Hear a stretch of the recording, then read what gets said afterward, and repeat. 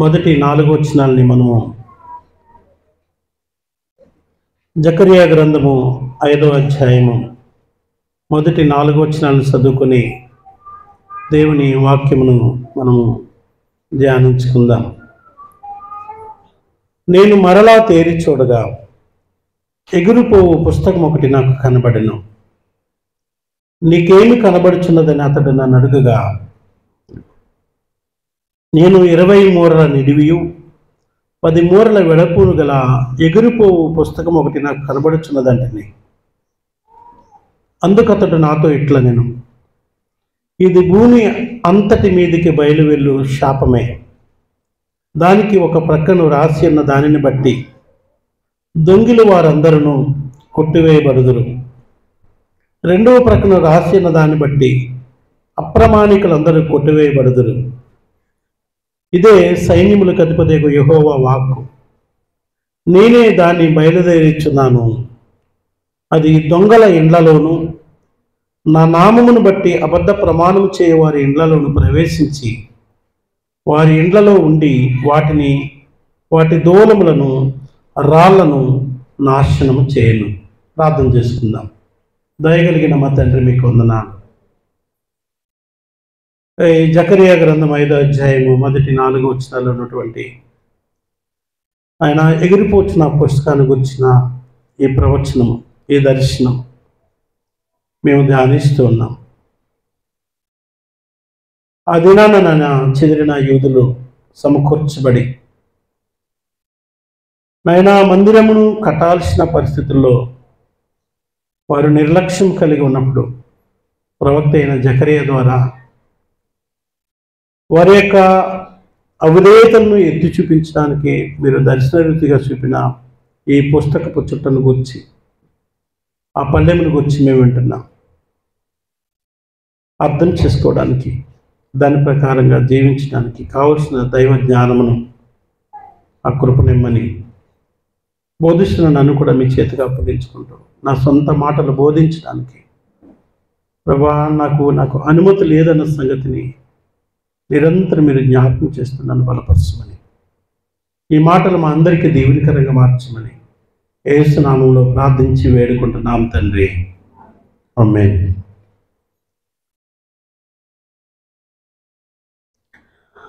ఈ జకర్యా గ్రంథంలో నా డైలీ డివోషన్లో ఇది ఒక భాగము. మొత్తం 8 దర్శనాలను జకర్యా ప్రవక్త చూస్తూ ఉంటాడు. 8 దర్శనాల్లో ఇదొక దర్శనం. ఏంటి ఈ దర్శనం అనగా, ఎగురుపోవు పుస్తకము ఆయనకి కనిపిస్తుంది. ఎగురుతున్న పుస్తకం ఆయనకి కనబడ్డదంట. పిల్లలారా జాగ్రత్తగా వినండి. ఈ టూకీగా అక్కడ ఏం జరుగుతుందో దానిని మీకు చెప్పినాక దాని గురించి ఆలోచన మనం చేద్దాం. మొదటి 2 వచనాల్లో ఎగిరిపోవు పుస్తకం గురించి చెప్తూ ఉంటాడు. దాని యొక్క పొడవు వెడల్పుని చెప్తూ ఉంటాడు. అది ఎంత పొడవు ఉంది? 20 మూరల పొడవు, 10 మూరల వెడల్పు ఉన్నటువంటి పుస్తకం. చాలా పెద్ద పుస్తకం ఆయనకి కనిపిస్తూ ఉంది. ఆ పుస్తకము దాని మీద 2 విషయాలు రాయబడి ఉన్నట్లుగా మనం చూస్తూ ఉంటాం. 3-4 వచనాల్లో 2 ముఖ్య విషయాలని దాంట్లో రాసినట్లుగా చూస్తున్నాం. ఒకటి ఏమని రాసిందంట, శాపం రాయబడ్డది దాని మీద.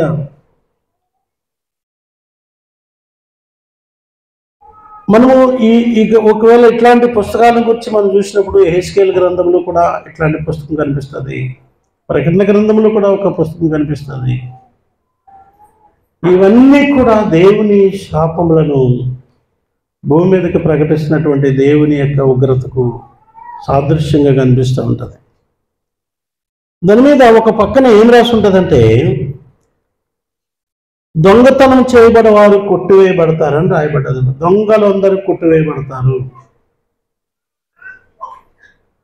రెండో పక్కనే అప్రమాణికులందరూ కొట్టివేయబడతారు. అబద్ధ ప్రమాణములు చేసేవారు, దేవుని నామమును బట్టి అబద్ధ ప్రమాణములు ప్రకటించేవారు, అబద్ధమును ప్రేమించి అప్రమాణం చేసేవారు, చేసిన ప్రమాణం నిలబెట్టుకోలేని వారందరూ కొట్టివేయబడతారు. అది మొదటి 2 వచనాల్లోనేమో ఎగిరే గ్రంథపు చుట్ట కనిపిస్తూ ఉంది. 3-4 వచనాల్లో శాపములు ప్రకటించబడ్డాయి. కొట్టివేయబడుదురని ఇద్దరు కొరకు మాట్లాడుతూ ఉంది. ఎవరంటే దొంగలు ఒక ప్రక్కన వారి గురించి, రెండో ప్రక్కన అప్రమాణికులు. దొంగలు అన్నదేమో 8వ ఆజ్ఞ. నిర్గమాకాండంలో మనం ఆజ్ఞల గురించి 5 ఆజ్ఞలు బోధించుకున్నాం, తర్వాత 5 ఆజ్ఞలు ఆగాము.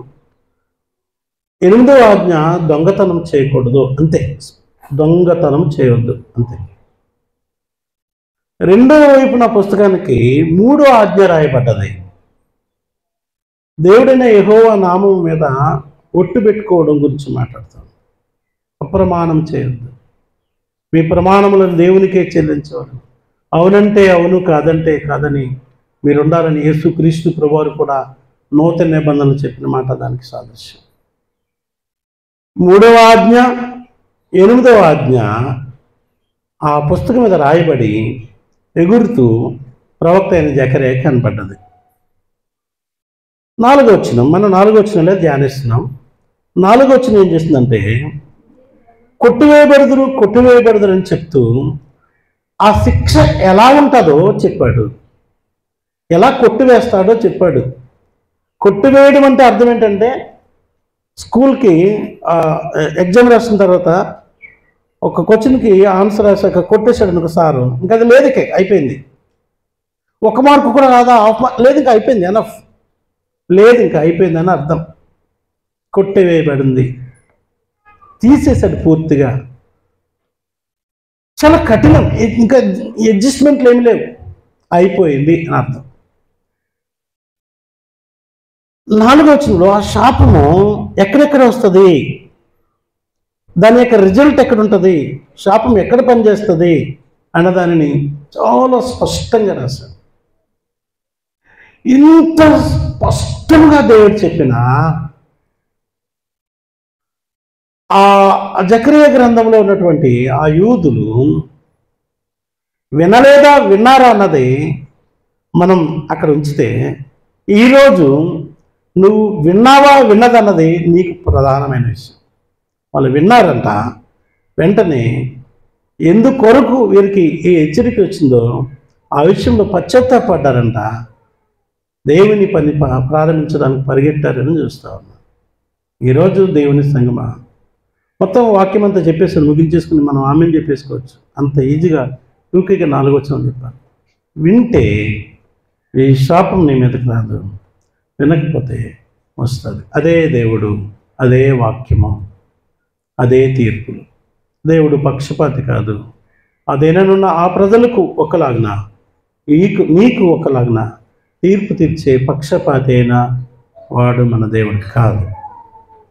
అక్కడ ఏం జరిగింది, ఇప్పుడు ప్రజెంట్ ఏం జరిగింది, అది మనము కొంచెం అక్కడ జరిగింది మీకు చెప్పాను, ఇప్పుడు ఏం జరగబోతుందో చెప్తున్నాను. ప్రియులారా, ఇది ఈరోజు వాక్యం. నేను దీన్ని 3 భాగాలుగా చెప్తా ఉన్నాను. మొదటి 2 వచనాలు ఒక భాగం, 3-4 వచనాలు ఒక భాగం, 4వ వచనం ఒక భాగం. ఇక్కడ గ్రంథపు చుట్టను గురించి చూస్తాం. ఎగిరే గ్రంథపు చుట్ట, దేవుని వాక్యం, దాని మీద ఉన్న శాపం, ఫ్లయింగ్ స్క్రోల్ అంటారు దాన్ని. దాని గురించి చూసినప్పుడు యెహెజ్కేలు గ్రంథంలోనికి రండి. ఈ యెహెజ్కేలు గ్రంథంలో కూడా ఇదే విషయం మనకు కనిపిస్తూ ఉంటుంది. యెహెజ్కేలు గ్రంథము 2వ అధ్యాయంలోకి మనం వచ్చినప్పుడు 9-10 వచనాల్లో, నరపుత్రుడా, వారు తిరుగుబాటు చేయనట్లు నీవు చేయక నేను నీతో చెప్పు మాటను విని నోరు తెరిచి నేనిచ్చు దానిని భుజించుము అనేను. అక్కడ ఒక పుస్తకం ఉంది. పుస్తకాన్ని ఇచ్చి, నరపుత్రుడా, వాళ్ళు చేసినట్లు నువ్వు చేయొద్దు, వాళ్ళు తిరుగుబాటు చేస్తూ ఉన్నారు, అట్లా చేయకు, నోరు తెరిచి నేను ఇచ్చిన దాన్ని భుజించమన్నాడు. నేను చూడగా 10వ వచనం, చూసుచుండగా గ్రంథమును పట్టుకున్న ఒక చెయ్యి నా యొద్దకు చాపబడెను. ఒక పుస్తకం ఇట్లా ఇస్తూ ఉన్నాడట.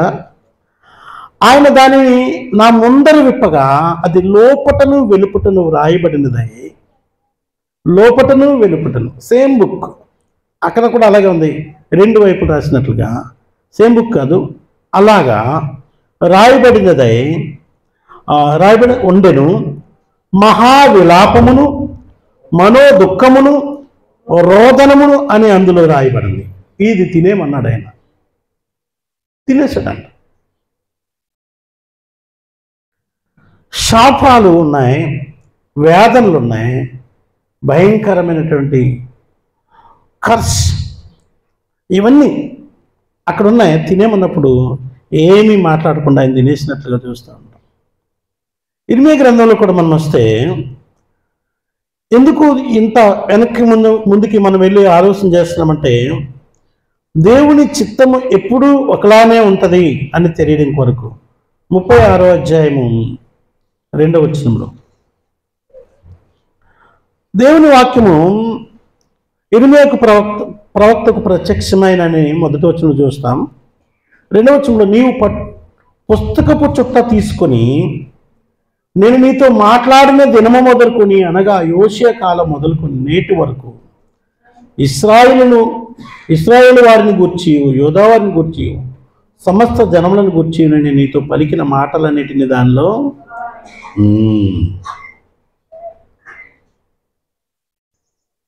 వినండి, అలాగే నన్ను చూడండి.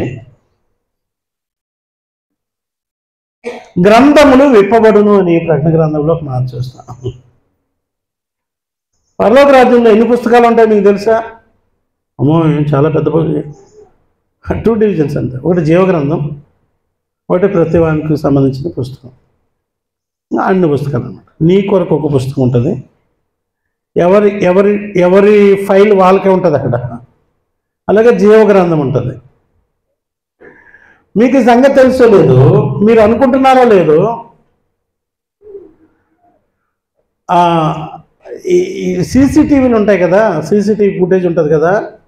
మా ఇంటి దగ్గర సీసీటీవీ ఉంది. 4-5 వారాల క్రితం చెప్పులు పోయినాయి చర్చ్ దగ్గర. చెప్పులు పోయినప్పుడు నాకు మస్తు బాధ అయింది. కొంచెం బాగా ఆలోచన చేశాను, చెప్పులు కావాలని తీసుకుపోతారా లేదంటే ఏమో నాకు అర్థం కాలేదు. కొన్ని చెప్పులు ఉండిపోతున్నాయి కూడా ఇక్కడ, అలా ఉండిపోతున్నాయి. అలా ఉండిపోతుంది ఎందుకు? ఎవరు మర్చిపోతారు? చెప్పులు ఎట్లా మర్చిపోతారు? మందిరం దగ్గర వదిలిపెట్టేస్తే మా దరిద్రం పోద్దాన్ని కూడా వదిలేసే వాళ్ళు ఒక రకమైనటువంటి జనాంగం కూడా ఉన్నదని తర్వాత అర్థమైంది నాకు.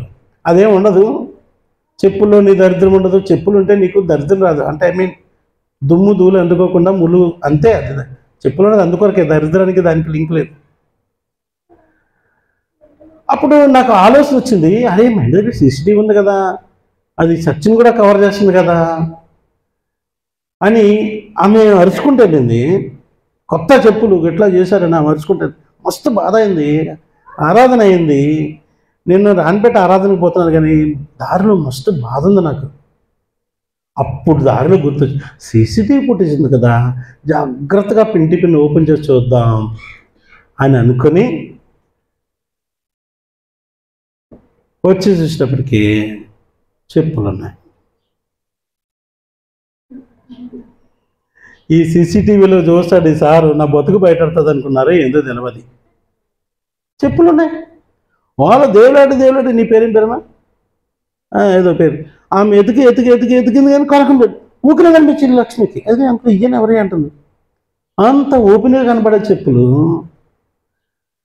అరే ఒక సీసీటీవీ ఫుటేజ్కి నాకు భయపడి నువ్వు దాసిని తెచ్చిపెట్టేస్తున్నావే, నీ బతుకంతా రాయబడతా ఉంది. ఆ రోజు ఏం చేస్తావు?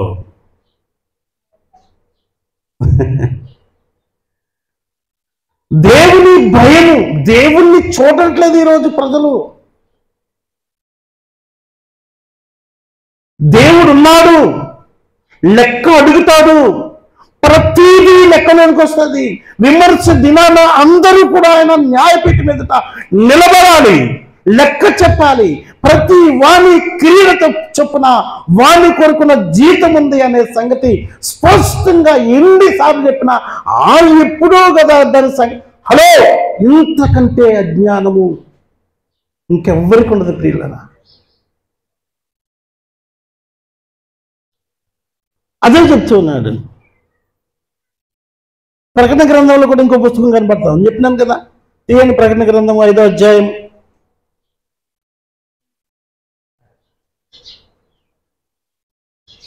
1వ వచనంలో, మరియు లోపటను వెలుపటను రాత కలిగి 7 ముద్రలు గట్టిగా వేసిన ఒక గ్రంథము ఎవడు తీయడానికి వెళ్ళదు, యేసుక్రీస్తు ప్రభువారు తప్ప. వెళ్ళిపోయి ఏమన్నా రాసేద్దాం, కాపీ కొట్టేద్దాం,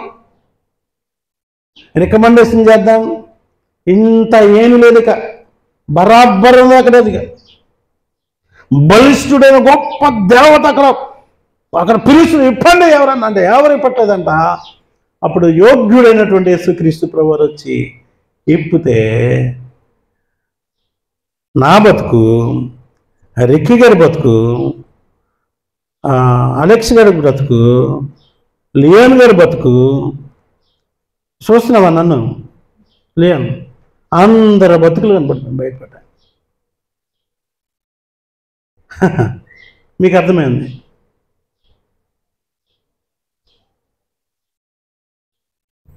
ఎగురుతున్న పుస్తకము ఏం మనకు నేర్పిస్తుందంటే, అది ఎగురుతుంది. ఈ డ్రోన్కి పట్టుకొని తీసే కెమెరాకి తేడా లేదా? పట్టుకొని తీసేయన నీ దగ్గరికి వచ్చి తీయాలి. డ్రోన్ అనుకో ఎట్లా అవుతుంది? అది అసలు ఉండదు అంతే. ఈ మధ్యలో పోలీసులు అని వింటున్నాను, చూస్తున్నాను వీడియోస్లో, పోలీసులు ఏం చేస్తున్నారంటే దొంగలను పట్టుకోవడానికి, అదే అక్రమ క్రియలు చేసే వాళ్ళని పట్టుకోవడానికి అరణ్య ప్రాంతాలు, అట్లాంటి ప్రాంతాల్లోని సీక్రెట్ ప్లేస్లో పేకాట ఆడేవాళ్ళు, కోడి పందాలు చేసేవాళ్ళు, ఇవన్నీ చట్టానికి వ్యతిరేకమైన పనులు చేసే ఈ గంజాయి బ్యాచ్ని పట్టుకోవడానికి ఒక సీక్రెట్గా డ్రోన్ వదులుతున్నారు. అది హఠాత్తుగా దగ్గరకు తోటికెళ్ళి ఉరకడం వల్ల అప్పటికే ఆల్రెడీ క్యాప్చర్ పట్టేసుకుంటుంది. ఈ పుస్తకము అదో డ్రోన్, లైక్ ఎ డ్రోన్, దానికంటే పవర్ఫుల్ ఇది. అది డ్రోన్ వచ్చిన సౌండ్ తెలుస్తుంది, గాలి తెలుస్తుంది. ఈ సౌండ్లు గాలు చల్తనాయి. చక్కగా నీవు ఏడున్నా సరే, దానికి చెట్టు కింద దాక్కుంటే, రాయి కింద దాక్కుంటే, రప్ప కింద దాక్కుంటే, ఏ గోడ కింద దాక్కుంటే ఆ డ్రోన్ నిన్ను పట్టుకోలేదు.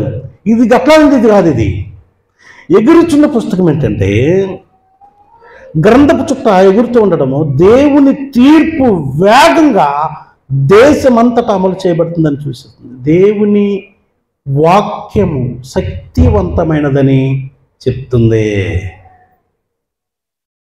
దేవుని చేతి రాత అది, రాయబడిన తీర్పులు. పిల్లలారా, చాలా కాలం నుండి మీతో చెప్తున్నాను, వాక్యము వాక్యము వాక్యము వాక్యానికి విరోధమైన మీ జీవితాన్ని వాక్యం మీ ఎద్దకు వచ్చినప్పుడు సరి చేసుకోండి చాలాసార్లు చెప్తున్నాను. కానీ కేవలము వాక్యానికి విరోధంగా బ్రతుకుతున్నారు. కానీ దేవుని వాక్యము ఎంత శక్తివంతమైందంటే, ఎగురుతున్న గ్రంథము దేవుని వాక్యము. 147వ కీర్తన చేద్దామా? 147వ కీర్తన గబగబా వాక్యం తీయండి, బైబిల్ చదవండి ప్రియులారా. 147వ కీర్తన 15వ వచనంలోకి వస్తే ఇక్కడ చెప్తుంది దేవుని వాక్యము, భూమికి ఆజ్ఞ ఇచ్చేవాడు ఆయనే, ఆయన వాక్యము బహుగా వేగముగా, చాలా ఫాస్ట్ ఉంది వాక్యం అనగా ఆయన మాట. భూమికి ఆజ్ఞ ఇచ్చాడు ఆయన. వర్షం కురవమంటే కురిసేదే, వద్దంటే మానేసేదే. అంత స్పీడ్ ఉంది ఆయన వాక్యం. ఆయన మాట పవర్. వాక్యం యొక్క శక్తి అంత పవర్. ఆయన కాదంటే, ఆయన నో అంటే నువ్వు ఎస్ అనడానికి నీకు కాదు. ఆయన ద్వారమును మూయగా ఎవడు తెరవగలడు? ఆయన చేతిలో నుండి ఆయన చిత్తము కానిది ఎవరు తీసుకోగలరు? ఈ సందర్భంలో ఒక ఇల్లుస్ట్రేషన్ గుర్తు చేస్తాను. ఒక ఉదాహరణ, ఒక ఆయన వచ్చాడంట ఊర్లోకి, అందరు ఖాళీగా కూర్చున్నారంట. వచ్చి నేను ఒకటి చేస్తాను, మీరు దానికి రైట్ ఆన్సర్ చెప్తే ఇదిగో నా దగ్గర ఎంత ఉందో అంత ఇచ్చేస్తాను, లేదంటే మీరు ఏమి ఇస్తారని అడిగాడంట. ముందే ఏందో చెప్పాయా అన్నారంట పెద్ద మనుషులు. అదే నెల పాతకాలం కదా. ఇదిగో బటర్ఫ్లై సీతాకోక సిల్క్ నా చేతిలో పెట్టుకున్నాను, మోస్తాను, బతుకుందో చచ్చిపోయిందో ఎవడో చెప్తే నా దగ్గర ఉన్న పైసలు అన్నీ ఇచ్చేస్తాను అన్నాడంట. బతుకున్నది పట్టుకొని ఇలా మూసుకున్నాడంట. అప్పుడు పైసలు పెట్టారు, పెట్టి ఎడలో పెట్టారు. ఒకటన్నాడంట బతుకుంది, ఒకటి చచ్చిపోయిందండి. ఇప్పుడు మెజారిటీ పీపుల్ ఏమంటారో చూసాడు అనమాట. బాగా చూసి రూపాయికి రూపాయి కాయరాజ కాయ. అప్పుడు అందరూ అన్నారంట బతుకున్న దాన్ని పట్టుకున్నాడు కదా. అందరూ బతుకుంది అన్నారంట. నెమ్మదిగా ఉత్తేహాడు తెలియకుండా, లోపలే చచ్చిపోయింది. తెలుసు సరే, ఆయన చేతిలో ఒకవేళ ఈ జాదుగారి చేతిలో ఉన్నదాన్నైనా ఈజీగా గుర్తుపట్టొచ్చేమో, లేకపోతే లాజిక్ తెలిసిన వాళ్ళు ఊకరే బాయ్ నువ్వు అట్లా అట్లా నొక్తావు అని అనొచ్చేమో, తప్పించుకొచ్చేమో. కానీ దేవుని చేతిలో నుండి దేవుని వాక్యానికి వేరుగా బ్రతకడం ద్వారా ఏ వ్యక్తి కూడా తప్పించుకోలేడు. అది నీవైనా నేనైనా మరి ఎవ్వడైనా. కనుక వాక్యానికి విధేయత చూపించడం, భయపడడం మన ముందున్నటువంటి మంచి అవకాశం. పిల్లల 33వ కీర్తన కూడా చూద్దాం. 33వ కీర్తన 9వ వచనం. ఆయన మాట సెలవీయగా దాని ప్రకారం ఆయన ఆజ్ఞాపింపగానే కార్యము. ఆయన ఆజ్ఞాపించకపోతే ఏమవదు. ఆయన పర్మిషన్, ఆయన అనుమతి లేకుండా ఒక ఆయన ప్రార్థన చేస్తున్నాడంట. ఎట్లా ప్రార్థన అంటే భూమి నేల నెత్తి కొట్టుకుని ఆయన ఉద్దేశం ఏంటంటే నేను ఇంత గట్టిగా ప్రార్థన చేస్తాను కాబట్టి దిక్కు లేకుండా దేవుడు ఇవ్వాలన్నట్లు. నిజంగా దిక్కు లేకుండా దేవుడు ఇస్తాడా? అరే వీడు ఇంతకన్నా గడగడగడ వణికిపోయి ఓరు బాబో వీడి ప్రార్థనకి నేను భయపడిపోయిన ఆయన అని ఎదుర్కొని నేను కొట్టుకొని ఇదిగోరు బాబు అని ఇచ్చేస్తాడా దేవుడు? నువ్వు నేను చాలాసార్లు అంటాను, నేను ఎక్కువసార్లు ప్రభువా, నేనైతే ఇలాగే చెప్తాను, 3 రోజులు ఉపవాస ప్రార్థన. నాకు అట్లాంటి నాకు ఇష్టం ఉండదు. సంఘాన్ని మేల్కొల్పడం వరకు 3 రోజులు ఉపవాసం ఉందామంటాను. మనం 3 రోజులు ఉపవాసం ఉందామని గడగడ ఉనికిపోయి ఆకాశం దిగి వచ్చేసి నీకేం తీసిచ్చేవాలని నియమం ఏమీ లేదు. ప్రభువా మేము ప్రార్థన చేస్తున్నామని నువ్వు ఇవ్వాలని కాదు ప్రభువా, నువ్వు ఇస్తావని ఆశతో ప్రార్థన చేస్తున్నావు. మా లిమిట్ 3 రోజులు, అంతకంటే ఎక్కువ రోజులు కూర్చోబెట్టలేదు సంఘాన్ని. అయితే మానకుండా ప్రార్థన చేస్తాం ప్రభువా, కృప చూపించు. ఆయన ఇస్తాడని ప్రార్థన చేయాలి తప్ప మనం ప్రార్థన చేస్తే ఏమనుకున్నా దేవుడా దిగో పరిశుద్ధాత్ముడా రైట్ నౌ నువ్వు చెప్పింది తిక్కడు నువ్వు పరిశుద్ధాత్ముడు రైట్ నౌ అంటే దిగిపోదు. పరిశుద్ధాత్ముడు పెద్దోడు, నువ్వు పెద్దోడు, ఏంది దిగో ఆకాశం నుండి పరిశుద్ధాత్మ దిగరాము అంటే ఏంది? నీకేమో బుద్ధి ఉందా? అలా ప్రార్థన చేసే వాళ్ళకి ఏమైనా బుద్ధి ఉందా? డైరెక్ట్గా అడుగుతున్నాను నేను. ఏంటి పరిశుద్ధాత్మని రైట్ నౌ ఇప్పుడేనంట, మళ్ళీ ఇంగ్లీష్ రైట్ నౌ అంట. వీడికి ఎంత పవర్ ఉందా? వీడికి ఈ మట్టి కట్టడానికి ఎంత పవర్ ఉందా? No no please. కృపకు వేడు వారి యందు సంతోషించేవాడు. హల్లెలూయా. నేను ఇన్ని రోజులు ఉపవాసమున్నాను, ఇన్ని వారాలు ప్రార్థన చేశాను, ఎందుకు అలా కాదు. అది ఎవరో తప్పు నేర్పిస్తారు. మీరు ఇంకా ఆ తప్పులైనా ఉండొద్దు, ప్లీజ్ బయటికి రండి.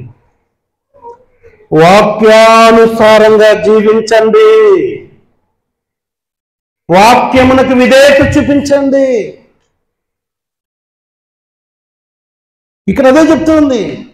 9వ వచనం చూస్తే ఆయన మాట సెలవీయగా దాని ప్రకారం ఆయన ఆజ్ఞాపించగానే అంతే తప్ప నువ్వు మొత్తుకున్నావనో ఒత్తుకున్నావనో ఎగిరవనో దుంకావనో 7, 14, 21 ఈ లెక్కలు మీకు తెలుసు. No, stop it. అలా అవ్వదండి. ఎవరో తప్పు నేర్పారు, చాలాసార్లు మాట చెప్తా ఉన్నాను. ఆయన ఆజ్ఞాపిస్తాడు. ఆయన దేవుని వాక్యంతో సృష్టి తక్షణమే జరిగింది.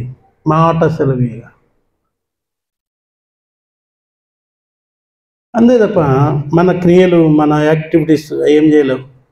యెషయా గ్రంథంలోకి వద్దాం అందరం కూడా. యెషయా గ్రంథము 55వ అధ్యాయము. జాగ్రత్తగా తీయండి, ఓపెన్ చేయండి బైబిల్ని. మనకు మా వల్ల కాదులే అనుకోకండి. 55వ అధ్యాయము, 54వ అధ్యాయం తర్వాత ఉంటుంది అది. 11వ వచనం. నిష్ఫలముగా 55:11 నిష్ఫలముగా నా యొద్దకు మరలక అది నాకు అనుకూలమైనదాన్ని నెరవేర్చును. నేను పంపిన కార్యమును సఫలం చేయను. ఆయన చెప్పిన మాట ఎప్పుడు వేస్ట్ అవుతుంది, నిష్ఫలమవుదంట. ఆయన చెప్పిన మాట, ఆకాశము భూమి గతించిన కానీ నా మాట తప్పదు, ఖచ్చితంగా జరుగుతుంది. ఎగిరే పల్లెము మనకి ఏం నేర్పిస్తుందంటే నీవు దేవుని వాక్యానికి లోబడు. దానికి మించి నీ జీవితంలో ఏమి జరిగిన ప్రయోజనం లేదు. 107వ కీర్తన 20వ వచనంలో ఆయన తన వాక్యమును పంపి వారిని స్వస్థపరచును, వారి నాశనం నుండి వారిని విడిపించునంటుంది. స్వస్థత ఆయన నోటి మాటే, విడుదల ఆయన నోటి మాట ద్వారానే, వాక్యము ద్వారానే, ఆయన కృప ద్వారానే. సృష్టి ఆయన నోటి మాట ద్వారానే అయింది. ఇంకొక మాట ప్రియులారా, మత్తయి సువార్త 8వ అధ్యాయం 8వ వచనంలో ఒక శతాధిపతి యేసు దగ్గరికి వచ్చి, అయ్యా నా దాసుడు రోగి అయి ఉన్నాడు, మరి ఏం చేయమంటానంటే, అయ్యా నువ్వేం రావద్దు కానీ ఒక్క మాట చెప్పు చాలు ప్లీజ్. నేను చాలా పెద్దవాడిని, శతాధిపతిని, సహాధికారానికి లోబడినవాడిని, ఆయన అన్నీ తెలుసు నాకు. కానీ అయ్యా నేను ఎంతో నాకు అర్థమో తెలుసు, అక్కడి వరకు నువ్వేం రావద్దయ్యా ప్లీజ్, ఒక్క మాట చెప్పు. వాక్యము మీద ఎంత ప్రేమ ఉంది ఆయనకి, ఆయన మాట మీద ఎంత గౌరవం ఉంది, ఎంత నమ్మకం ఉంది. మీకుందా అమ్మా? మీకుందా నమ్మకం? ఉంటే ఏం చేయాలి నువ్వు? వాక్యానికి విధేయత చూపించాలా, వాక్యానికి లోబడాలా. లేదంటే ప్రియులారా వినండి, అది తీర్పు కొరకు నిన్ను సిద్ధపరుస్తోంది. వెల్లడింపబడిన ప్రతి నోటి మాట, ప్రకటించబడిన ప్రతి వాక్యము రేపొద్దుట నీ మీద తీర్పుగా నిలబడినప్పుడు ఏం చేస్తావు? సో మొదటి 2 వచనాలు ఏంటంటే, దేవుని వాక్యమునకు లోబడు. అదే వాక్యము, దేవుడు చెప్పిన మాటే తప్ప నువ్వు అనుకున్నది ఏమి కాదు, కరెక్ట్ కాదు, దానివల్ల ప్రయోజనం లేదు, నీ మార్గాలన్నీ వృధా. వాక్యానుసారంగా జీవించడం ద్వారా మాత్రమే నీకు ప్రయోజనము, లేకపోతే ఇంకొక భారీ నష్టం ఉంది అనే సంగతిని జకరియా ప్రవచనము మనకు నేర్పిస్తూ ఉంది. జకరియా గ్రంథంలోకి మళ్ళా వద్దాం. 3వ వచనం చూద్దాం. 5వ అధ్యాయము జకరియా గ్రంథము 5వ అధ్యాయము 3వ వచనంలోకి మనం వచ్చినట్లయితే, అందుకత నాతో ఇట్లా నేను ఇది భూమి అంతటి మీదకి బయలు వెళ్ళు శాపమే, దానికి ఒక ప్రక్కను రాసిన దానిని బట్టి దొంగిరులు వారందరూ కొట్టివేయబడదురు, అప్రమాణికులందరూ కొట్టివేయబడుదురు. ఇందాక అన్నాను 3వ ఆజ్ఞ ముందు 8వ ఆజ్ఞ అని చెప్పాడు, దొంగల గురించి మాట్లాడాడు. 2వది అప్రమాణికులు, 3వ ఆజ్ఞ గురించి మాట్లాడాడు. చూద్దాం, దీని గురించి ఆలోచించేద్దాం. ఏం తొందర లేదు, మంచిగా వినండి, జాగ్రత్తగా వినండి ప్రియులారా. మీరు వినకపోయినా నేను చెప్పిందంతా రికార్డ్ అవుతుంది. ఈ రికార్డింగ్ గురించి నేను చెప్పట్లేదు. ఆ రోజు పాస్టర్ విలియమ్స్ మీకు చెప్పాడు లేదని అడుగుతాడు దేవుడు. మీ పుస్తకంలో ఈ కథ ఉంటుంది. అవి ఎన్నిసార్లు మొత్తుకుని, ఎంత గట్టిగా మొత్తుకున్నా కూడా మీరు వినలేదా? ఎస్. ఇంకొక మాట కూడా చెప్తున్నాను. ఈరోజు పాస్టర్ ఏం చెప్తాడో, ఎందుకు చెప్తాడో, నాగే చెప్తాడు, ఎందుకు వచ్చిన పంచాయతీ రానోళ్ళ గురించి కూడా దేవుడు చెప్తాడు. ఆ రోజు నీ కథ అయిపోయింది అక్కడ, నువ్వే వెళ్ళలేదురా బాయ్. నువ్వు నీ పంచాయతీలోనే ఉన్నావు ఆల్రెడీ, నీ కొరకు నేను చెప్పేసాను. ఆ రోజు నువ్వే మిస్ అయ్యావు. ఆ లెసన్ నువ్వే చదువుకోవాలా. ఎందుకంటే నేను రాలేదనే ఎగ్జామ్ పెట్టలేదా రా, పరీక్ష రాసావు, పబ్లిక్ పరీక్ష రాసావు ఎప్పుడన్నా? నీ ముఖం రాసావు, నీకెక్కడ పబ్లిక్? పాపం ఏమంటే ఏమనకపోతే పాపడు క్లియర్ గడ తల ఊపుతున్నాడు. నేను ఆ రోజు రాలేదు కాబట్టి నేను ఆ సబ్జెక్ట్ చదవలేదు, నాకు ఎగ్జామ్లో క్వశ్చన్ అంటే ఊరుకుంటారమ్మా? మీరు బీఈడీ చేశారు కదా, నీవే ఫెయిల్ అవుతా, చెప్పినాడు ఫెయిల్ అవడు, నువ్వే ఫెయిల్ అవుతా. ఈ ఫెయిల్యూర్ క్యాండిడేట్లు చాలామంది ఉన్నారు, ఉండి కూడా ఫెయిల్ అవుతావు, ఇంకా డేంజర్. అలాగేమో రాక ఫెయిల్ అవుతున్నారు, నువ్వు ఉండి కూడా ఫెయిల్ అవుతావు. బీకే, చాలా జాగ్రత్త జాగ్రత్త.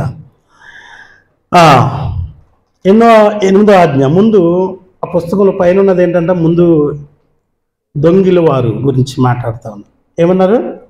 దొంగిలి వారందరూ కొట్టివేయబడుదురు, కొట్టివేయబడుదురు. ఈ మాట ఇక్కడ రాసిన కొట్టివేయబడుదురు గురించి నేను ఒక్కసారి చేసి, కొట్టివేయబడుదురు అనే మాటకి మరొక అర్థం ఏంటంటే నిర్మూలించబడతారు. నిర్మూలించబడడం అంటే ఏంటి? తెలుగు తెలుసు, ఇంగ్లీష్ చెప్తా. ఇంగ్లీష్ ఫర్గింగ్ అంట, ఎక్స్పల్సన్ అంట.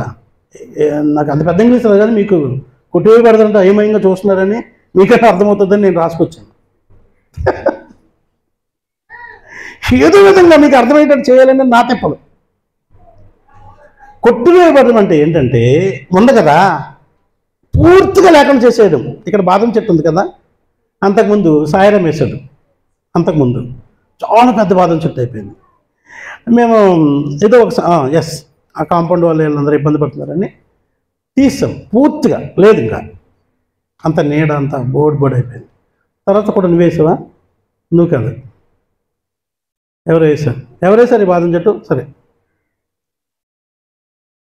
నువ్వేనా? Right, good. 2వ బాదం చెట్టు కూడా ఆయన ఉంది. కొట్టివేయబడటం అంటే లేకుండా అయిపోవడమే. ఏంటి ఏమైపోయినట్టు? తీసివేయబడడం పూర్తిగా. గుడ్. ఇంకొక మీనింగ్,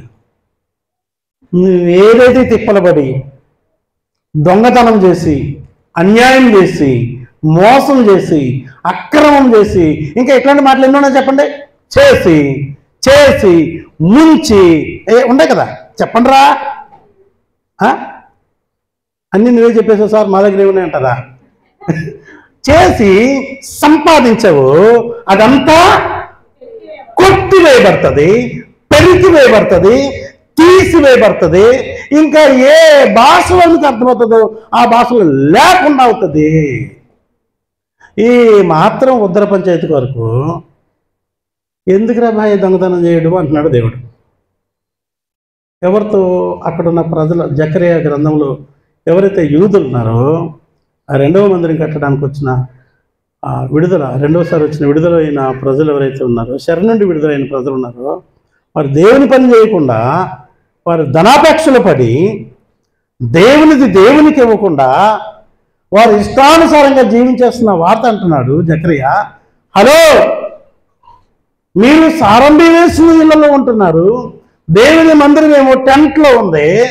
దేవుని మందిరం పనిచేయడం కొరకు మీకు నేను విడుదల ఇస్తే, దేవుని కార్యాభివృద్ధి కొరకు మీరు పరిగెట్టడం మాని హాయిగా బ్రతుకుతున్నారా బాయ్?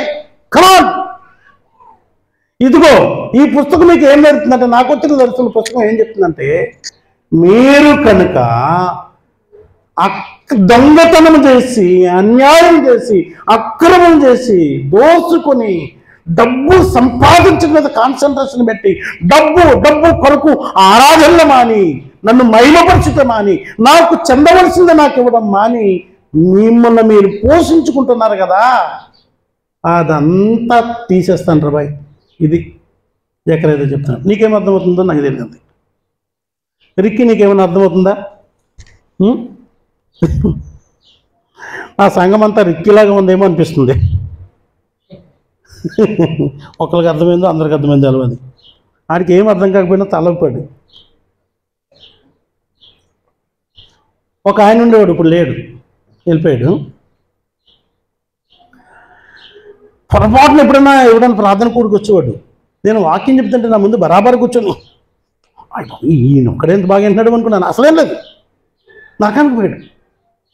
అసలేం లేదు, ఎన్నడూ మారుమనసు పొందలేదు, పాపక్షమాపణ పొందలేదు, ఎప్పుడూ అన్యాయం అన్న అక్రమం అనలేదు, చచ్చిపోయాడు. భలే నన్ను మోసం చేసేవాడు.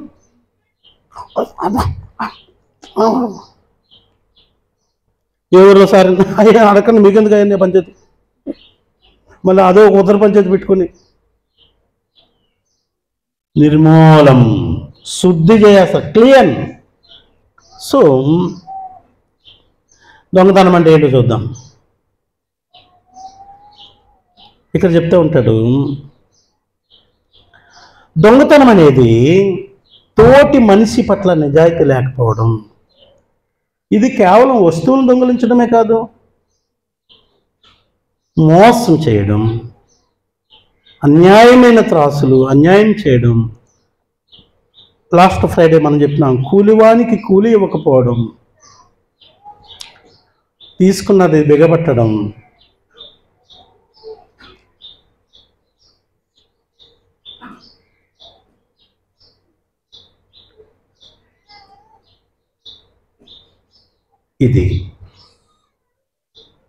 ఇది మనుషులేళ్ళ. ఈ ప్రజలు ఇంకొక అడుగు ముందుకేశారంట. మనుషులనే కాదు, దేవుడిది కూడా దొంగిలించేది మొదలెట్టారంట. తర్వాత గ్రంథంలో చూడండి, 3వ అధ్యాయంలో, తర్వాత బుక్లో 3వ అధ్యాయంలో ఏముంటుంది తీయండి బా, 3:8 మలాకి ఏంటండి,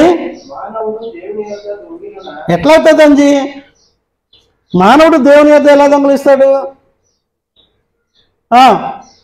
అంటే వీళ్ళు ఎంత ఎక్స్పర్ట్స్ అయిపోయారంటే, ఎంత ఎక్స్పర్ట్, మందిని ముంచడం మొదలెట్టి మందిని ముంచి ముంచి ముంచి ముంచి ఎక్స్పర్ట్స్ అయిపోయి దేవుని కూడా ముంచడానికి మొదలెట్టారంట. ఈ ముంచడం అనే మాట బాగా వెనక్కి తీసుకుంటున్నాను. ఏమంటారండి అసెంబ్లీలో దాన్ని ఏమంటారు, తీసేయండి అంటారు కదా, రికార్డ్స్ నుంచి తొలగించండి. మానవుల దగ్గర మోసం చేసి, మానవుల్ని మోసం చేసి, మానవుల దగ్గర దొంగిలించి, మానవుల్ని అన్యాయం చేసింది చాలక మానవుడు ఏం చేస్తున్నాడంట, మళ్ళీ చదవండి, దేవుని యొద్ద దొంగిలినా. Is it possible? అసలు అవుతుందా? ఆశ్చర్యంతో క్వశ్చన్ మార్క్ వేసి, అక్కడ క్వశ్చన్ మార్క్ ఉందా? ప్రశ్న అన్నది ఉందా? మానవుడు దేవుని యొద్ద దొంగిలినా, చెప్పండి అబ్బా, మీరు చెప్పండి, దొంగిలినా బాలంకమక్క అవుతుందా? మనుషుడు దేవుని దగ్గర దొంగతనం చేయడం సాధ్యమవుతుందా? ఎందుకు అవుతుంది? ఊకే ఈజీగా అవుతుందంట. అవుతుంది అంటున్నాడు ఇక్కడ. అయితే మీరు నాకు దొంగిలితురి, దేవుడు చెప్తున్నాడు, దేవుడే బరాబర్ చెప్తుంటే మీరు అవుతారు, అది ఎట్లా అవుతుందంట? ఎట్లా అవుతుంది? అవుతుంది. మీరు ఎంత ఎక్స్పర్ట్స్ అయిపోయారంటే, గజ దొంగలు, ఇంకా ఏ దొంగలు అంటారు, దొంగలకి దొంగ ఏమంటారు, అంతర్జాతీయ దాటిపోయి అంతర్లోక దొంగ, ఇదే పదం ఇది. భూలోక దొంగతనాలు అయిపోయినాయి, పరలోక దొంగతనాలు కదా మొదలెట్టారట వీళ్ళు. ఎవరున్నారు? ఎవరి గురించి మాట్లాడుతున్నాడు? మలాకి అక్కడున్న యూదుల గురించి మాట్లాడుతున్నాడు. నేను మీ గురించి ఒకవేళ ఈ మాట అడిగానంటే మీరేమంటారు?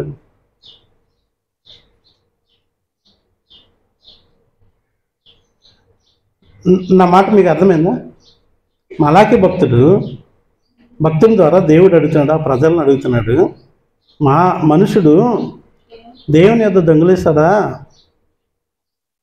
అదెట్లా అవదని, లేదు మీరు నా యొద్ద దొంగిలిస్తున్నారని అంటే, నేను మిమ్మల్ని అడుగుతున్నాను,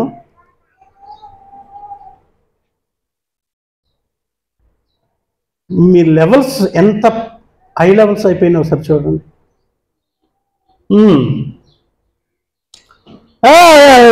అది ఎట్లా అవుతుంది? మేము దేని విషయంలో దేవుని దగ్గర మేము దొంగతనం చేసామని వాళ్ళు ఓటా కౌంటర్ వేశారంట.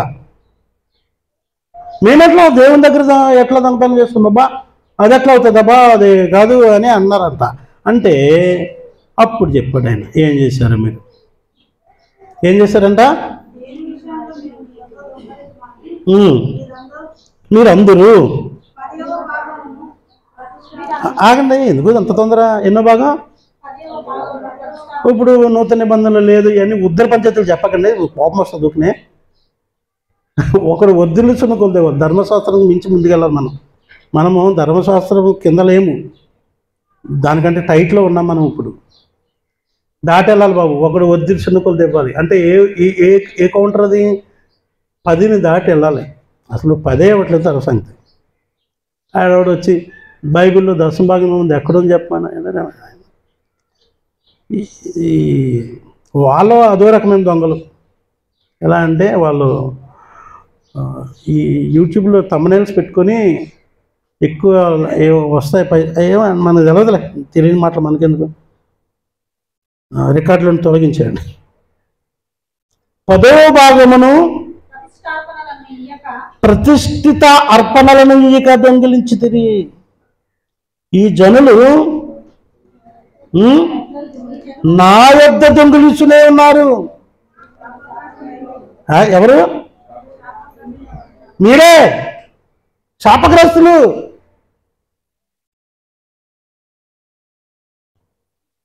దొంగతనం అనేది సమాజంలో జరుగుతున్న అన్యాయం. ఇది మానవ సంబంధిత పాపాలన్నిటికీ ప్రధానమైంది. ఇది ఇక్కడే ఎంత సీరియస్గా ఉంటుంది, వేగంగా దేవుడికి సంబంధించిన విషయంలో దొంగ తెలిస్తే నేను ఏమనాలి? ఏ దొంగ అనాలి? అంతర్జాతీయ దొంగ అనాలా, లేదంటే ఏంటంటే అంతర్జిల్లాలు, అంతర్రాష్ట్రాలు, అంతర్జాతీయం, తర్వాత అంతర్లోకాల దొంగలు ఏమనాలి? ఏం తెచ్చుకుంటున్నారంట? దొరికితే అంతర్జాతీయ దొంగలు దొరికితే ఫైనల్ శిక్ష ఏముంటుంది? ప్రాణం చేయడమే లాస్ట్ శిక్ష. మరి ఇక్కడ శపించబడతావు, దేవుని కృపను నువ్వు దూరం చేసుకుంటావు, ఆజ్ఞాతిక్రమం ద్వారా నిత్యరాజ్యాన్ని కూడా పోగొట్టుకుంటావు అని చెప్తా ఉన్నాను. ప్రియులారా, ఈ దర్శనము జకరియా గ్రంథంలో దర్శనము యూదులకు ఇవ్వబడ్డది.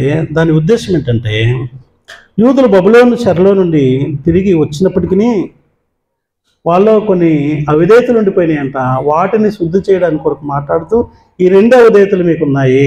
ఏంటి? దొంగతనము, అబద్ధ ప్రమాణం. దేవుడు అన్ని క్లీన్ చేయకుండా తీసుకెళ్ళాడు. క్లీన్ చిట్ ఇవ్వకుండా ఇవ్వడు, పరలోకంలో తీసుకోడు. ఒక ఆయన చాలా సంవత్సరాల క్రితం ఒక ఆయన కుటుంబంలో భార్యకి బాప్తిస్మం ఇచ్చినప్పుడు అయిపోయింది బాప్తిస్మం ఈరోజు, తర్వాత రోజు ఉదయం నేను అటెండ్ వస్తున్నాను, ఆయన నాకు ఎదురొస్తూ సార్ నన్ను కూడా ముంచే అన్నాడు అనమాట. అంటే నేను అన్నాను, ఎట్లా ముంచేస్తాను? ఎలా చూసేటప్పుడు ఇక్కడ నన్ను చూసి బంద్ చేసినటువంటి బీడి ముక్క ఇక్కడ పెట్టుకున్నాడు అనమాట చెవులో.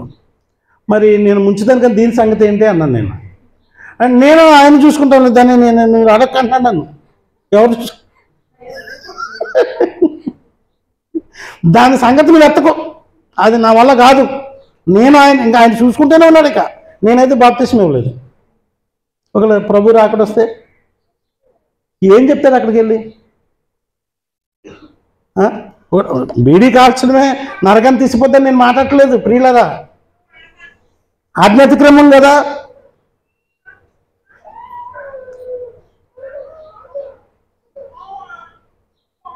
ఏమంటావు?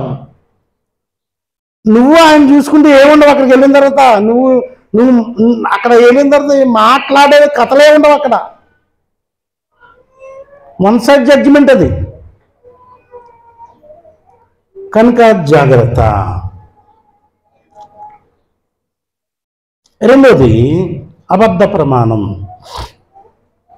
ఇది ఇంకా భయంకరమండి.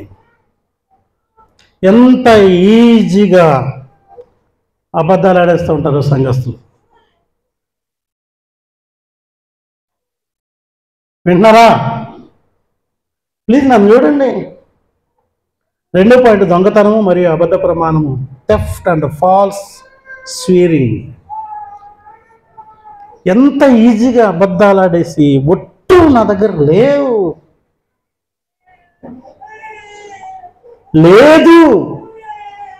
ఎంత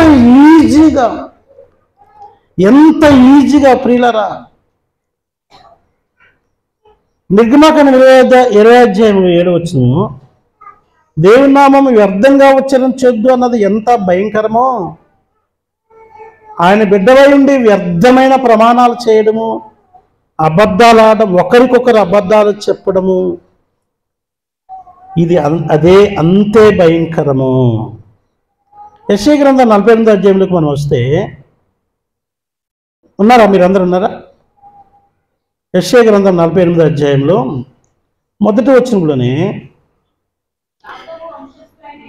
యాకోబు వంశస్థులై ఇశ్రాయేలు అని పేరు కలిగిన వారలారా, యూదా జనములలో నుండి బయలుదేరి వచ్చిన వారై యెహోవా నామము తోడని ప్రమాణము చేసు, ఇశ్రాయేలు దేవుని నామమును స్మరించుచు నీతి సత్యములను అనుసరింపని వారలారా, నీతి సత్యములను అనుసరింపని వారలారా. వీళ్ళ అడ్రస్సింగ్ ఎంత బాగుందో చూడండి. వీళ్ళ అడ్రస్సింగ్ యాకోబు వంశస్థులు, ఇశ్రాయేలు అని పేరు కలిగిన వారు, యూదులు అని పేరు కలిగిన వారు, దేవుని నామము పెట్టుకున్నవారు. హలో, చాలా మంది అంటారు మీరు క్రైస్తవులు ఎలా మాట్లాడవచ్చు అంటారు. చూడండి ఏంటి దాంట్లో ఒక అద్భుతమైన సత్యం మీకు చెప్తాను చూడండి.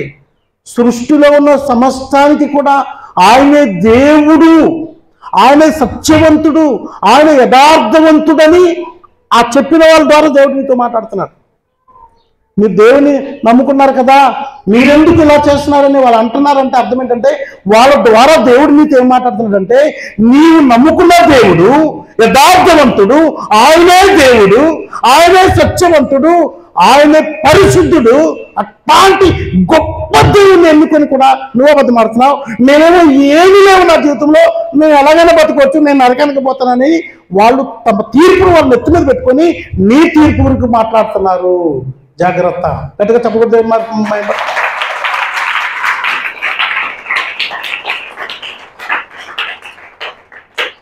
నేను ఒక్కనే పాస్టర్ కాదు, వాళ్ళు కూడా మీకు పాస్టర్లు అవుతున్నారు. అప్పుడు సృష్టి కూడా మీ మీద పాస్టరైజేషన్ చేస్తుంది, అన్యులు కూడా మీ మీద పాస్టరైజేషన్ చేస్తున్నారు, పాస్టర్ పని చేస్తున్నారు వాళ్ళు కూడా. అమ్మా ఏమన్నా ఏం బూతులు, ఎందుకు బూతులు మాట్లాడతా, దేవుని నమ్ముకున్నావు కదా అని ఎవడైనా ఒక అన్యుడు అన్నాడంటే బిడ్డ జాగ్రత్త. ఇది ఎందుకు అబద్ధం ఆడుతున్నావు, ఎందుకు అబద్ధం ఆడుతున్నావు, ఎందుకు అబద్ధం ఆడుతున్నావు? అంత భయం లేదా దేవుని మీద నీకు?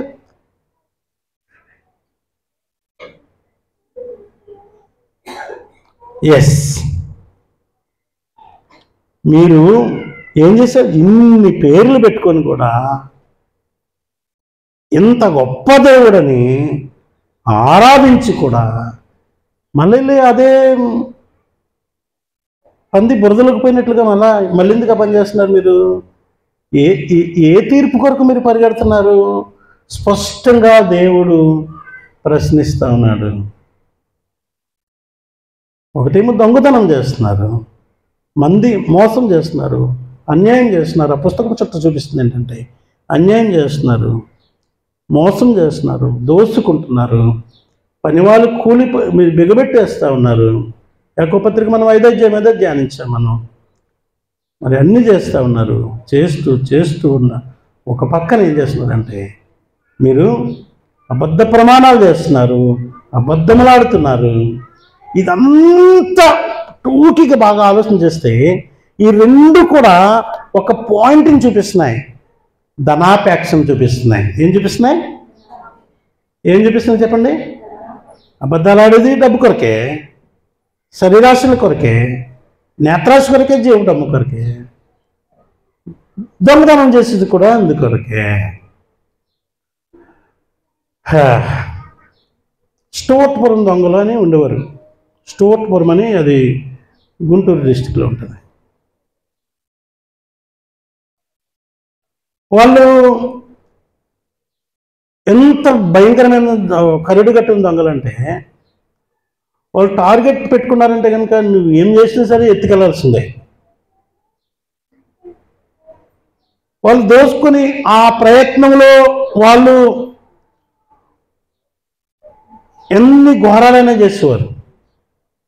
అది మళ్ళా ఒక్కసారి దొంగతనం చేస్తే మళ్ళీ కొంతకాలం మళ్ళీ పోలీసులకైనా ఎవరికి దొరికేది లేదు. ఏమైపోయారు తర్వాత తెలిసిన సంగతులు ఏంటంటే అయిపోయే వరకు తినేవారంట, ఎంజాయ్ చేసేవారంట, మళ్ళీ అయిపోయాక మళ్ళీ దొంగతనానికి వచ్చేవారంట. అంటే వాళ్ళు దొంగతనానికి కొన్ని లిమిట్స్ ఉన్నాయి. అంటే ఏం నేర్పుతుందంటే ఆ పాట నాకేం నేర్చుకుంది అంటే దొంగతనం చేయాలి, తినాలి, మళ్ళీ దొంగతనం చేయాలి, తినాలి, మళ్ళీ దొంగతనం చేయాలి, తినాలి, చచ్చిపోవాలి. మీరెందుకు దొంగతనం చేస్తున్నారు? మీరెందుకు మోసం చేస్తున్నారు? మీరెందుకు అబద్ధాలు ఆడుతున్నారు? చెప్పండి. నిర్మూలన చేస్తానని చెప్పాడు కదా బరాబర్. మీకు ఏం ఉండదని చెప్పాడు కదా. మనం ఇంతకుముందే కదా 2-3 వారాల క్రితం ఇవన్నీ వేస్ట్ అండి, ఫైనల్ అదే నేర్చుకున్నాం కదా, ఇవన్నీ కృత్యములన్నీ లయమైపోతాయని నేర్చుకున్నాం కదా, శాశ్వతం అదని నేర్చుకున్నాం కదా, ఇది కాదు కదా శాశ్వతమైనదని నేర్చుకున్నాం కదా. ఇంత జ్ఞానము ప్రదర్శించబడుతున్నా, నీకు వినిపించబడుతున్నా కూడా నువ్వెందుకు ఇంకా దోచుకుంటూనే ఉన్నావు, అన్యాయం చేస్తూనే ఉన్నావు, అబద్ధమాడుతూనే ఉన్నావు అని ప్రభువు అదేనా ఆ ప్రజలతోనూ ఇక్కడ కూర్చున్న నీతోనూ బోధిస్తున్న నాతోనూ డైరెక్ట్గా మాట్లాడుతున్నాడు. మనకున్న మంచి ఆప్షన్ ఏంటంటే ప్రభువా ఇక నుండి యథార్థంగా ఉంటాను అని చెప్పడమే. చెప్పండి, మనకున్న మంచి ఆప్షన్ ఏంటి? అరే ఇక నుండి నేను అబద్ధం ఆడను, దొంగిలించను, ఎవరిని మోసం చేయను, ఎవరిని మంచను ప్రభువా, మంచుకుంటాను ప్రభువా, కృపని ప్రభువా, ఇప్పుడు పోతాను నాకు తెలియదు, నీవెప్పుడు వస్తావు నాకు తెలియదు, నేను మంచుకుంటాను. అలా ఉంటే కూడా నువ్వు నీతిమంతులను నువ్వు దీవించేవాడు. నీ రేంజ్లో నువ్వు దీవించడం ప్రారంభిస్తే ప్రభువా అది బాగుంటుంది, దాంట్లో నా ఎంజాయ్ని నేను ఆస్వాదిస్తాను, నాకు సహాయం చేయ ప్రభు అని అడగడం తప్ప మనకు వేరే ఆప్షన్ లేదు. వేరే ఆప్షన్స్ లేవు. ఇంకొక ఆప్షన్ ఉంది. అలా అడగకపోకుండా నువ్వు ముందుకెళ్ళిపోతే ఉన్న ఒకే ఒక ఆప్షన్ జకరియా గ్రంథంలోనే 5వ అధ్యాయము మన ముగింపు మాట అది. వస్తున్నాము, అందరూ ఉన్నారా? 5వ అధ్యాయము 4వ వచనం ఏమంటున్నాడు?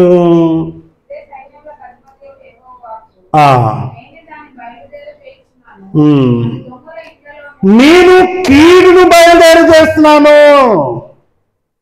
మీరు ఇందాక ఒక ఆప్షన్ మన ముందుకు వచ్చింది, ఒప్పుకొని విడిచిపెట్టండి, లేకపోతే కనుక నేను వర్క్ చేయడం ప్రారంభిస్తాను. పోలీసులు అంటారు హ్యాండ్స్ ఆఫ్ కదా అంటారు. మనం సినిమాలో చూసేవాళ్ళం అప్పుడు. ఇప్పుడు అమెరికాలో కూడా రీసెంట్గా జరిగింది. హ్యాండ్స్ అప్ అన్నారు. అన్నప్పుడు ఏం చేయాలంటే చేతులు పైకెత్తేయాలా, పైకెత్తి కూడా అన్నాడు కాల్చదు, వేరే ఆప్షన్ లేదు. ఇంకంతే, మనకందరికి తెలిసిన కథలు అవన్నీ. ఇక్కడ అదే హ్యాండ్స్ అప్, లొంగిపోవాలి, సబ్మిట్ చేసుకో దేనికి.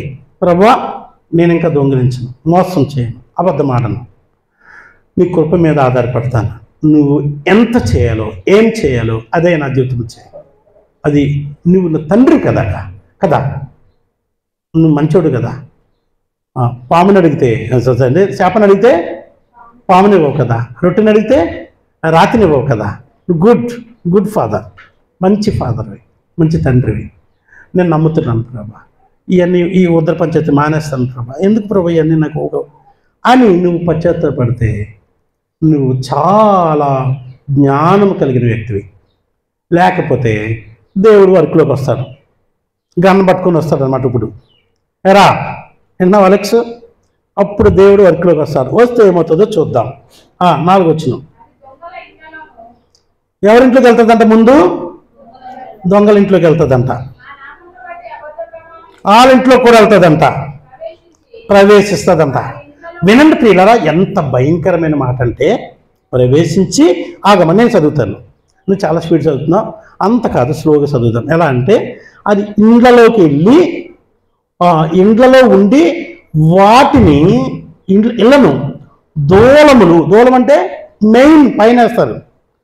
అంతకుముందు పాత ఇల్లు ఉన్న వాళ్ళకి తెలుస్తాయి, బోకులు ఇల్లు ఉన్నాయి కదా, దానికి ఒక దూలం ఉంటుంది మెయిన్, అదే అటు ఇలా వచ్చి ఇలా కూడా వస్తూ ఉంటుంది, అది సపోర్ట్ అనమాట. ఇప్పుడు ఈ రేకులు కూడా అలాగే వేస్తాం. దూలములను, రాళ్ళు, పునాది నుండి మొదలుకున్న రాళ్ళు, ఆ రాళ్లను ఇంకేముంటుంది ఇంకా కదా, నిర్మూలం. దూరాలు తీసేస్తుందంట, లోపల ఉండే రాళ్లతో కట్టిన కట్ట మొత్తం తీసేస్తుందంట. ఎంత భయంకరం చూడండి. మరి ఏది సంపాదించింది? ఏది దూలంలో దాసావా, పునాదులో దాసావా, ఏడబెట్టినా? ఏడ మరుగైంది ఆయనకి. ఎంత భయంకరమైనది. Final judgement is very danger. పూర్తి నాశనం. నేను ఆ టైటిల్ పెట్టాను చూడండి, తీర్పు యొక్క సంపూర్ణత, the finality of judgement. Finality of judgement, పూర్తి నాశనం. ఈ ప్రకటన దేవుని తీర్పు వ్యక్తిగతమైనదని మరియు సంపూర్ణమైనదని సూచిస్తుంది. పాపం పూర్తిగా నిర్మూలించేస్తాడు, ఏముండదు. అసలు మీకేమైనా అర్థం అవుతుంది బిడ్డలారా? ఏముండదంట. 3వ సామెత 33 వచనం గొప్పది అండి. 3వ సామెత 33 వచనం, భక్తిహీనుల ఇంటి మీదికి, వీళ్ళకి ఒక పేరు వచ్చింది. ఎవరికి? దొంగలు, అబద్ధ ప్రమాణికులు, అబద్ధికులైన వారికి ఒక పేరు వచ్చింది. ఏంటంట? భక్తిహీనులు అని పేరు. ఈయన పెట్టాడు, జ్ఞాని అయిన సొలొమోను పెట్టాడు. ఆయనకి తెలియకు కదా, ఆయన తెలివితో ఆలోచన చేసి ఇలాంటి వాళ్ళ ఇంటికి ఏం పేరు పెడతామంటే భక్తిహీనులు.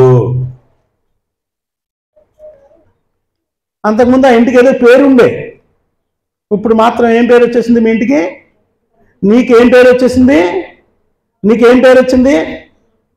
భక్తిహీనుడవు, భక్తిహీనురాలవు. వాళ్ళ ఇంటికి ఏమొస్తుందంట?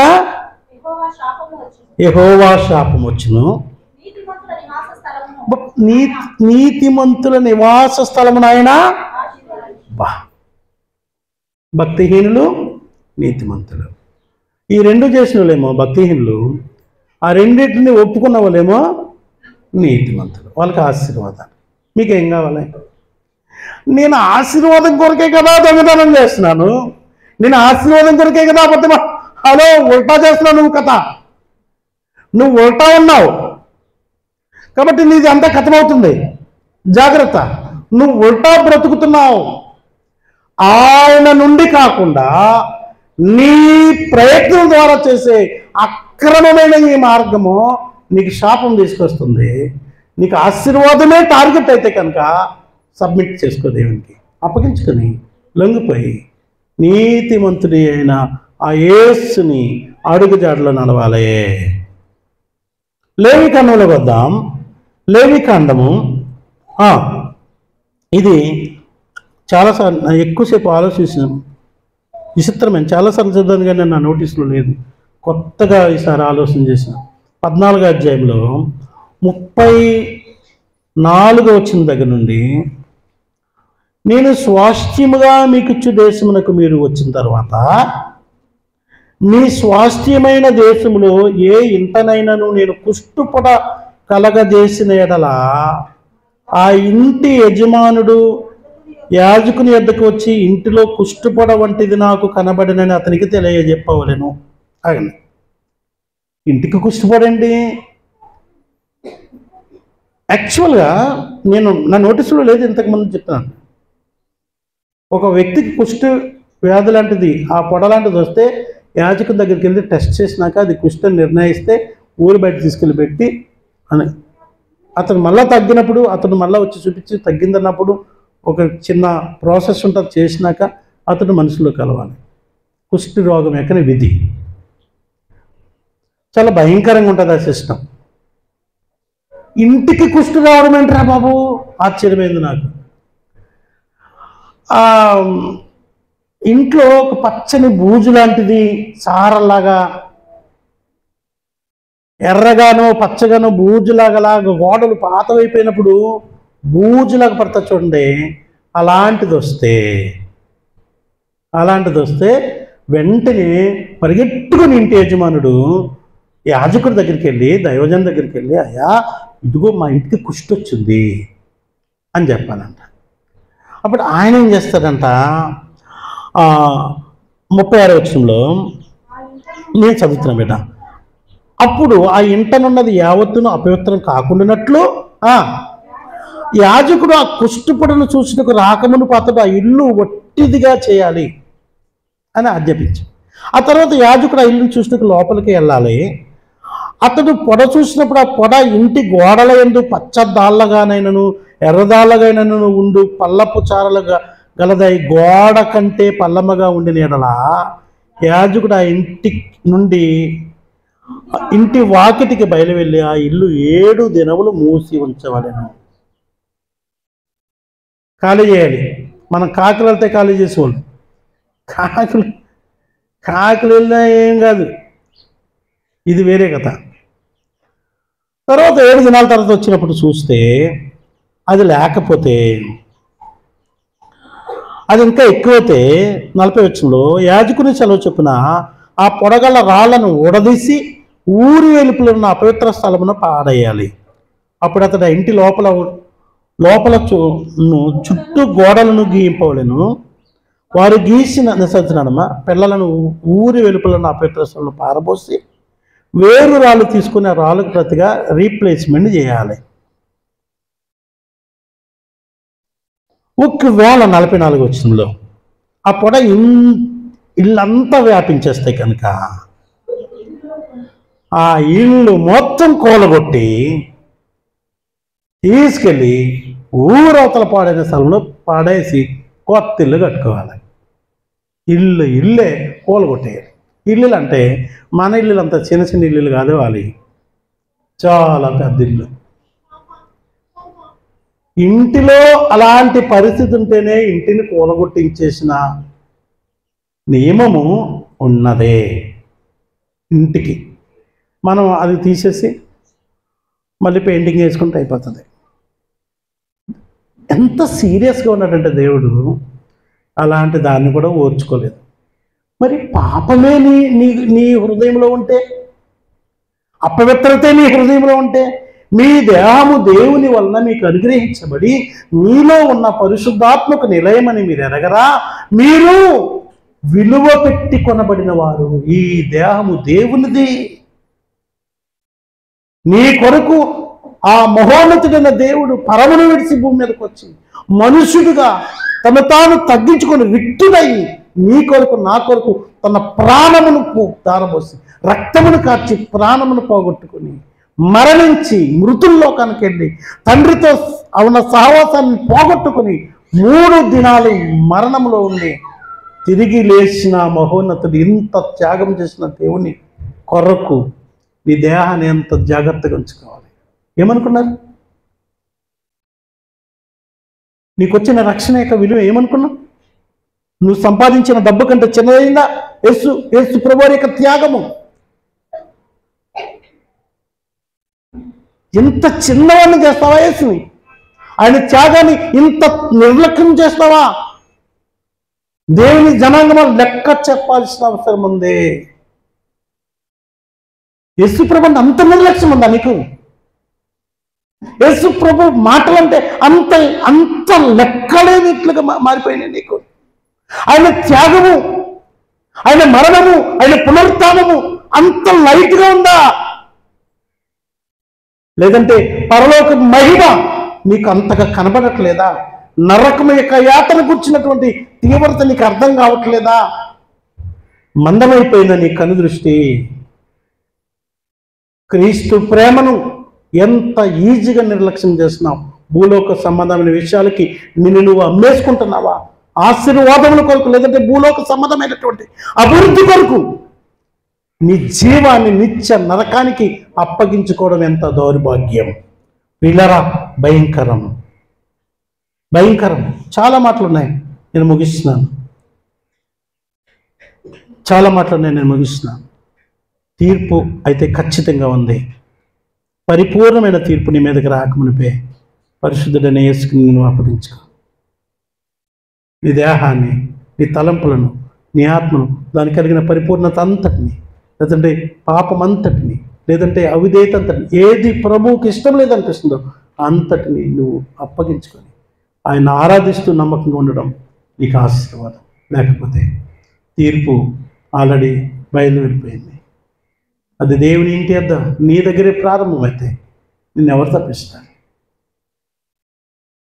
ప్రభువా నన్ను క్షమించు, మరొక్కసారి నన్ను క్షమించని అడిగి ఆయనకు అప్పగించుకుందాం. దైవాశీస్సులు దేవుడి మిమ్మల్ని దీవించును గాక. ప్రార్థన చేసుకుందాం. అందరి తల నుంచి కన్ను మూయండి.